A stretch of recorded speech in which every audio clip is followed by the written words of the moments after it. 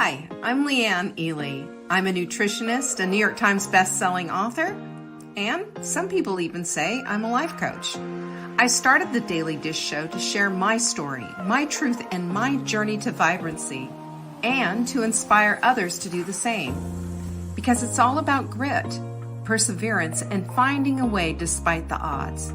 It's about embracing the whole woman, not just the parts that are easy to love, and feeding her heart, mind, body, and soul.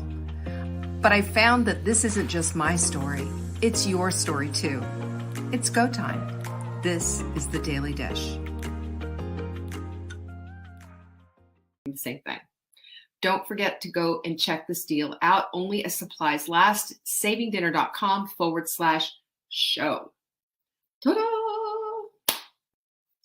We're going to be talking about conviction to confidence, how conviction has a path to get to the place of confidence. And the most incredibly important quote, and my hero, Diana Nyad, is our quote of the week, which really goes along with what we're talking about today.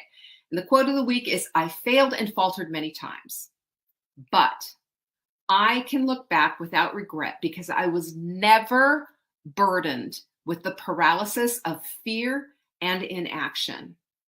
And I'll tell you, I've got that one on a 3x5, and I've underlined paralysis of fear and inaction. We don't need to be paralyzed. We don't. We just need to make a choice to go forward, regardless. That's where your courage comes. That's where your brave heart shows. And that's where we become the women we're meant to be. Vibrancy doesn't happen with inaction. Vibrancy doesn't happen on the couch. Vibrancy happens when you make a determined decision to go forward from conviction to confidence that you can do it. Yes, you can. You wouldn't be here on this planet if you couldn't. All right, so let's talk. Let's talk turkey. So here's the thing I know about conviction, right? You know this too. You get a couple of different meanings out of the word, but conviction can either put you in jail, right? Or give you the freedom to live a completely different life. Think about that one. Think about it. Conviction can put you in jail, or it can give you immense freedom. Conviction, by the way, is declarative. Guilty, off you go in cuffs, right? Off you go in cuffs. Or it is a firmly held belief or opinion. And I would add a firmly held belief or opinion that pushes you into action. It's not just lip service. There's action attached to it. So here you go. I'll give you some convictions here. Religion, anyone? Politics, food, health, all of that. People have firmly held beliefs and convictions about all of these things. They do. You ever seen a war against a vegetarian and a carnivore, for example? It can get pretty ugly. There's a lot going on back and forth. But there's three things that we need to know about this whole thing. And that is who you are, what you stand for, and what you take responsibility for. That means that you truly are under conviction.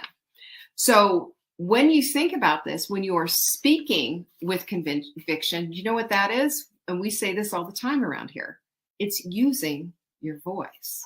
It's understanding that what you think about and what you are about is important. You're here on purpose and for purpose, after all. So when we lack conviction, guess what else we lack? We lack faith, belief, morals, aspiration. And guess what?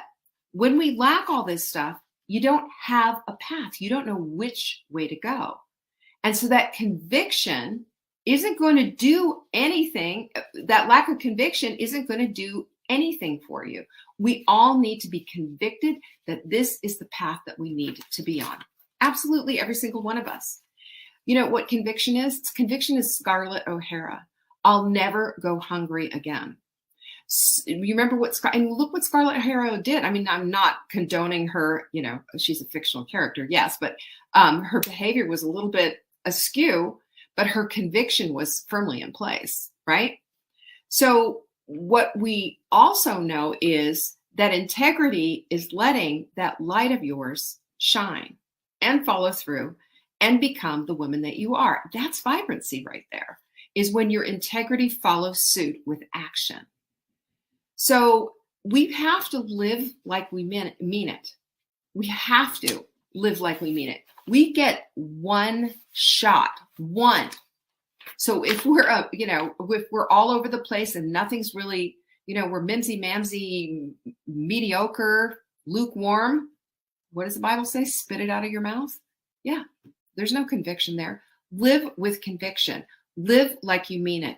Use your voice, and the confidence will show up as you do. So Thomas Carlyle once said, conviction is worthless unless it's converted into conduct. Isn't that so true? It is worthless unless it's converted into conduct. But furthermore, how about this one? You're going to love this one, by the way.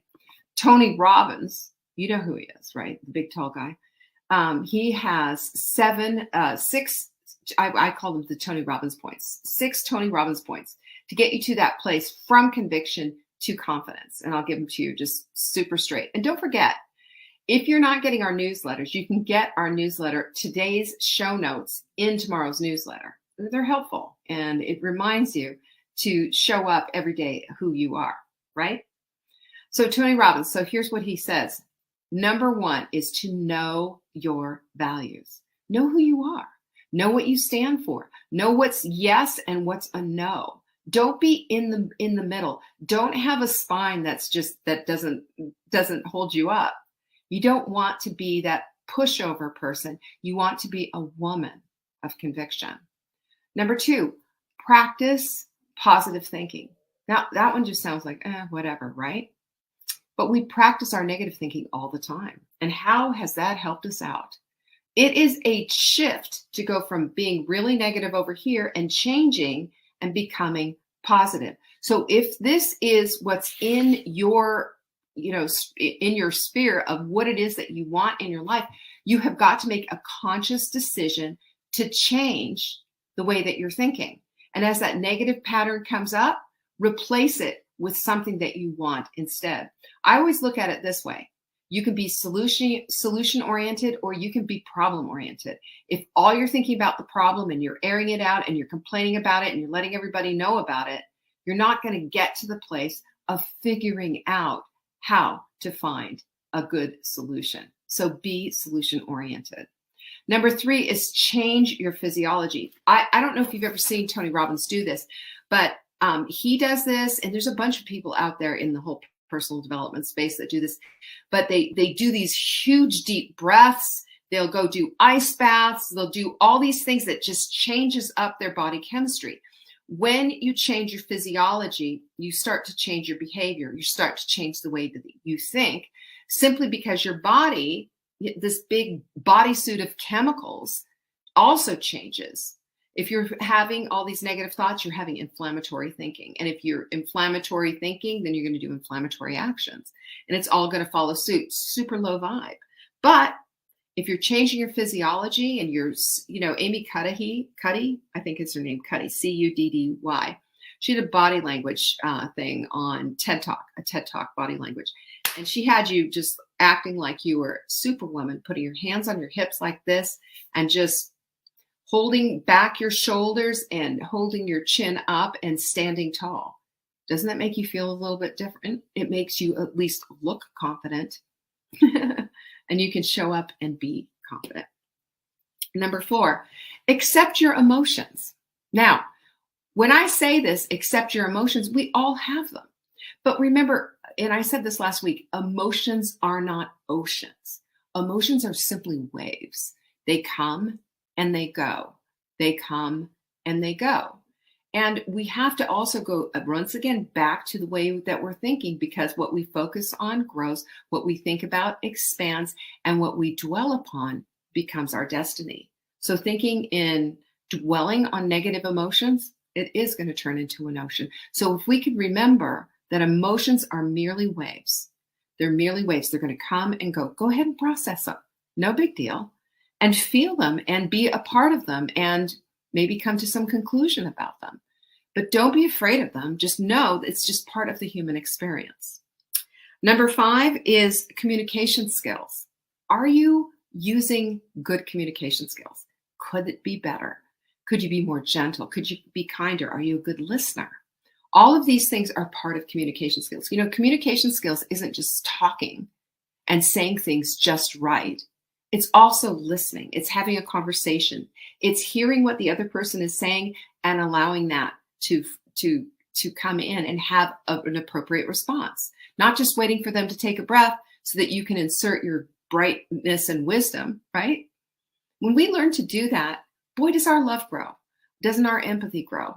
And we go from being merely convicted to being super confident and bringing people in instead of repelling them by having really good communication skills.